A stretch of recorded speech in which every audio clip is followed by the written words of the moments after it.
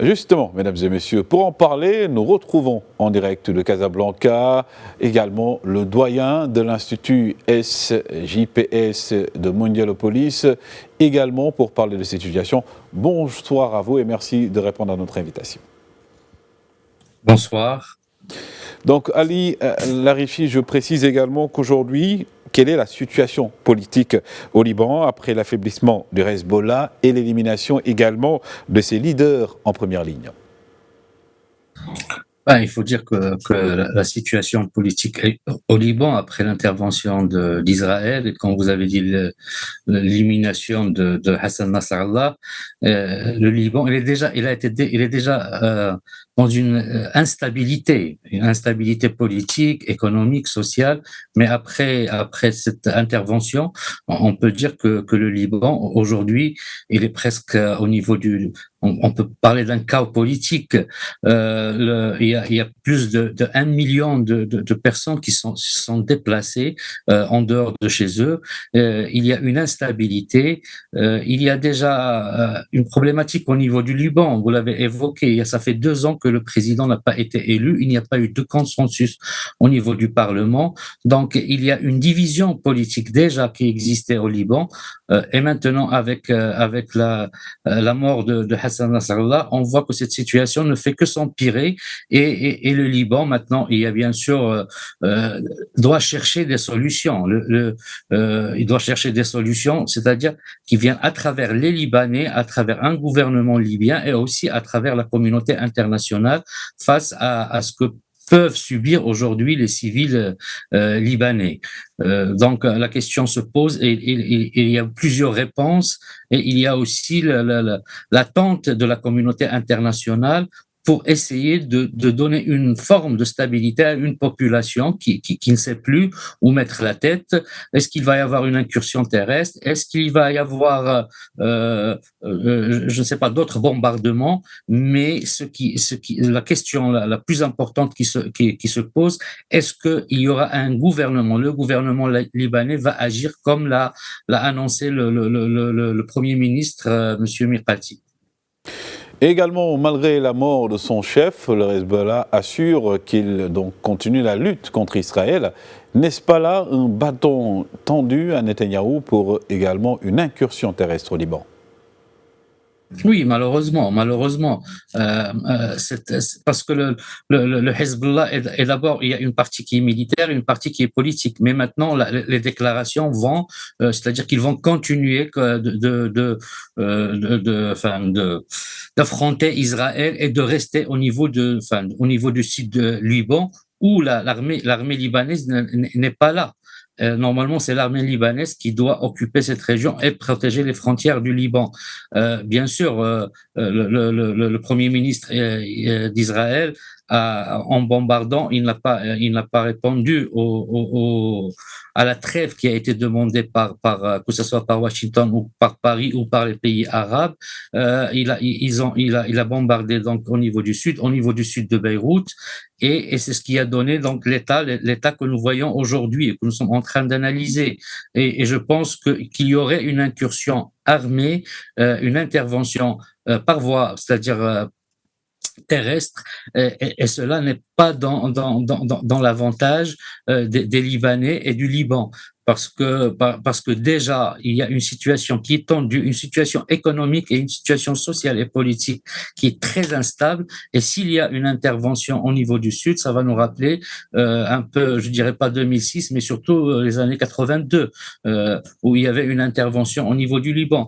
Donc, cette action, s'il y a action de Hezbollah face à Israël, et ce n'est pas le gouvernement ou le consensus de tous les partis politiques ou toutes les composantes politiques du Liban qui vont vers le consensus, vers une solution diplomatique, on peut avoir un embrasement dans la région, dans toute la région, mais surtout maintenant on parle du Liban. Donc le gouvernement libanais doit-il donc saisir également et prendre même les choses en main concernant aujourd'hui cet affaiblissement de Hezbollah pour relancer les institutions politiques dans le pays?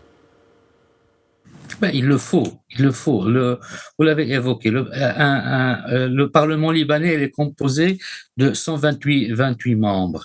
Il y a 13 sièges qui est pour le Hezbollah, mais il y a les alliés du Hezbollah. Et c'est ce qui a fait qu'il n'y avait pas eu de consensus sur l'élection du président du Liban qui doit être chrétien, donc maronite. Et le président du Parlement, bien sûr, c'est M. Nabil Berri qui est chiite. Et puis le Premier ministre et les sunnites. Donc ça, c'est la composition, on va dire, communautaire du Liban. Maintenant, un président qui n'est pas élu depuis 2 ans, ça démontre qu'il y a une instabilité au niveau du Liban, et c'était plus au niveau du sud, le Hezbollah, qui agissait comme un État dans l'État. Aujourd'hui, tous les Libanais, malgré la division qui existe, entre je dirais pas les partis politiques, mais les composantes politiques doivent trouver une solution commune pour arrêter une invasion terrestre d'Israël, parce que s'il y a une invasion terrestre, les choses vont s'empirer, il y aura un embrasement, il y aura des civils qui vont subir, je dirais non seulement les bombardements, mais les effets néfastes d'une invasion terrestre donc d'Israël. Aujourd'hui, toutes les composantes du Liban sont appelées, mais aussi de la communauté internationale. La communauté internationale ne doit pas laisser faire. Maintenant, M. Nabil Mirkati, le Premier ministre sortant aussi, qui a dit qu'il va déployer l'armée libanaise au niveau du sud Liban à la place. Justement, M. Larlerissi, Justement, par rapport à ces dynamiques, parce que également c'est un point essentiel que vous êtes en train de souligner concernant donc ce soutien de l'armée donc et de la communauté plutôt et aussi internationale qui a donc assuré qu'elle va soutenir l'armée libanaise en espérant bien évidemment qu'elle comble aujourd'hui le vide sécuritaire laissé par donc la détérioration des capacités du Hezbollah. Et a-t-on également aujourd'hui, peut-on dire que ceci peut permettre donc de démilitariser le Hezbollah, ou est-ce surtout un pari incertain pour l'Occident? Tous les paris ne sont pas certains, c'est des paris. Maintenant, l'Occident a intérêt, et puis même le gouvernement libanais et les Libanais ont intérêt à trouver une solution diplomatique. Et c'est l'application de la résolution 1701 qui stipule clairement que c'est l'armée libanaise, c'est-à-dire au-dessus du fleuve Litani, c'est l'armée libanaise et c'est le FINUL, donc les forces intermédiaires des Nations Unies qui doivent être dans cette région-là pour c'est-à-dire pour je dirais donner la paix et permettre la paix et la garantir entre Israël et le Liban.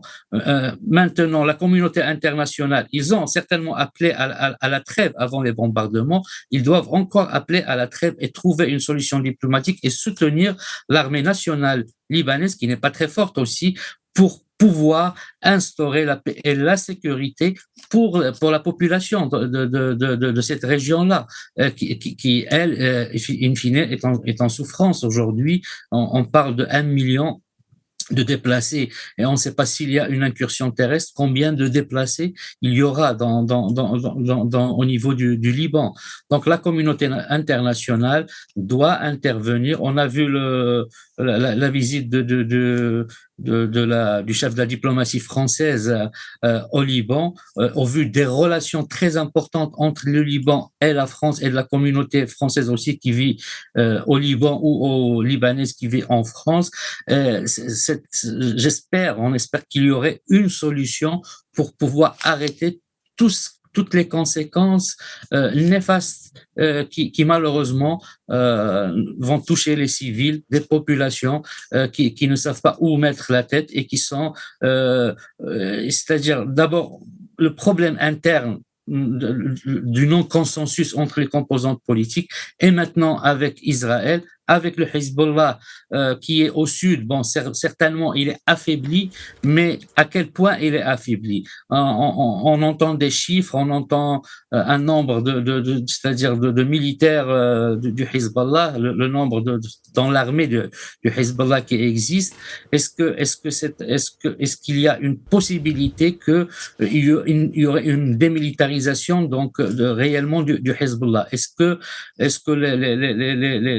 je dirais les dirigeants politiques du Hezbollah vont aller vers une solution diplomatique qui va permettre d'instaurer la sécurité et la paix pour la population, in fine, libanaise, et dont ils font partie.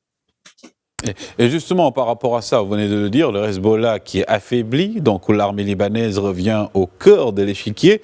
D'ailleurs, donc aujourd'hui, une feuille de route a donc été même reçue pour sécuriser tout le pays, y compris les zones donc sous contrôle du Hezbollah. Craint-on une confrontation entre également l'armée et les milices du Hezbollah?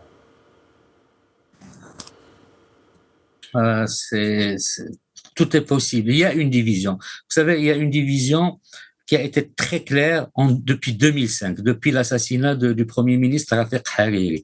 Il y a eu deux grandes marches manifestations qui ont donné deux alliances. L'alliance du 8 mars qui est pro-Hezbollah et l'alliance du 14 mars qui est pro-Hariri et qui est hostile au Hezbollah.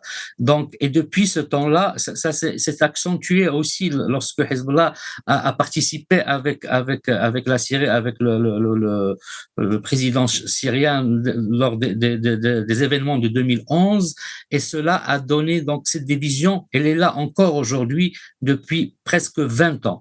Maintenant, cette division, il ne permet pas la paix et le consensus. Mais est-ce que, je dirais, un peu de sagesse, un peu de patriotisme de par les uns et les autres et trouver un consensus? Il se peut que, maintenant, je dirais pas qu'il y a deux solutions, mais il y a deux visions. Il y a une vision qui dit, bon, il va y avoir peut-être un cas où il y a un affrontement entre les milices de Hezbollah avec l'armée nationale libanaise. Il y a d'autres qui disent non, peut-être qu'ils vont aller vers une solution, je dirais, de consensus politique entre ces différentes composantes. Parce que le Liban, il est fort avec ses composantes, mais malheureusement, depuis une vingtaine d'années, ces composantes, il y a eu une rupture, une rupture, et avec toutes les conséquences, d'autant plus que le Liban, elle est dans une situation géographique et géopolitique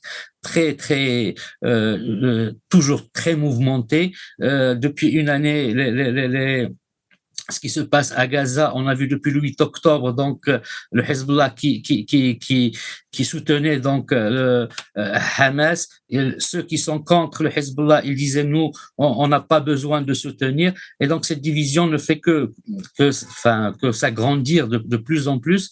Aujourd'hui, les Libanais n'ont pas intérêt à être dans la rupture et la division. Ils ont intérêt à être unis, toutes communautés confondues, et qu'ils doivent bien sûr recevoir le soutien de la communauté internationale, parce que le Liban reste un grand pays, un pays qui est dans une région très toujours où il y a un embrasement, où il y a toujours des problèmes, et je pense que ce serait une clé une solution ou une clé peut-être pour la paix dans toute la région. Pour une paix mais également pour toute la région. Merci encore à vous, Ali Lahrichi. Je rappelle donc que vous êtes doyen de l'Institut SJPS, donc de Mondianopolis, et vous interveniez en direct de Casablanca sur la situation au Liban. Je vous en prie.